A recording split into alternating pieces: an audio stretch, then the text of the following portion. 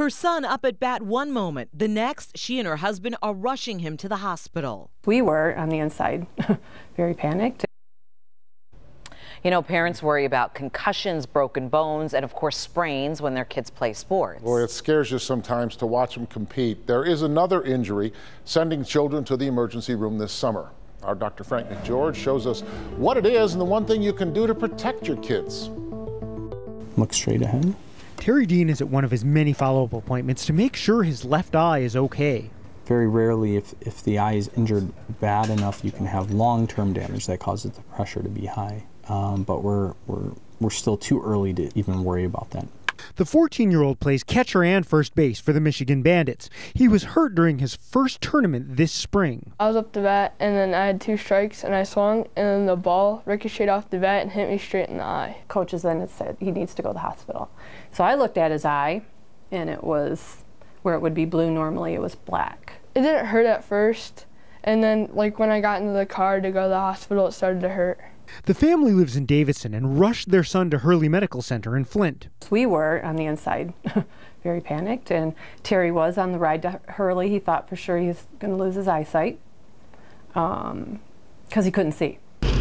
Terry was taken by ambulance to the University of Michigan Hospital to be treated by experts in pediatric ophthalmology. His injury was serious. His eye was inflamed and painful to him. He also had bleeding inside of the eye, which bleeding goes away over time. Just like if we have a scab or we bleed on our skin, it goes away. But bleeding in the eye can cause long-term damage, and so we have to watch that very carefully.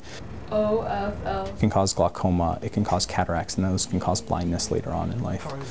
He also had some retinal bruising, which sounds complicated, but it was basically a bruise of the film of his eye. He was treated with drops to keep his eyes dilated, 7 trips to University of Michigan Kellogg Eye Center for checkups, and no baseball for several weeks. It could have been much worse. He could have lost his vision permanently. It feels good. It doesn't hurt anymore. Big letter on the screen is going to keep changing. Why don't you tell me what you see there? Eye injuries are a very common overlooked part of trauma in sports, and especially in the summer, there's sports that we play that you would think are safe. Baseball, you wear a helmet, you'd think that you're pretty safe playing baseball, but very common to have eye injuries in baseball. We see soccer players get eye injuries often.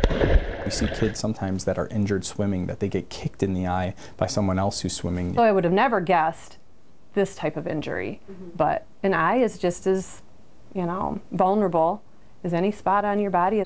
Terry is playing baseball again, but with a new accessory. He does have eyewear now, but we got it after the injury. He has both sunglass eyewear and then clear, and it's like a safety glass. Taking extra precautions so Terry can enjoy his favorite pastime for years to come. There's tremendous relief because you go from thinking he's going to be blind to the outcome being so amazing that we're very blessed. Boy, that would scare you. Right, and it's not something you really often think about, right? No, absolutely. Doctors, by the way, recommend protective eyewear for almost anything you're doing, from sports even to cutting the lawn. Yeah, if you're not sure that you or your child needs or should be wearing eyewear during an activity, talk to your doctor about it. Now here's Hank with what's coming.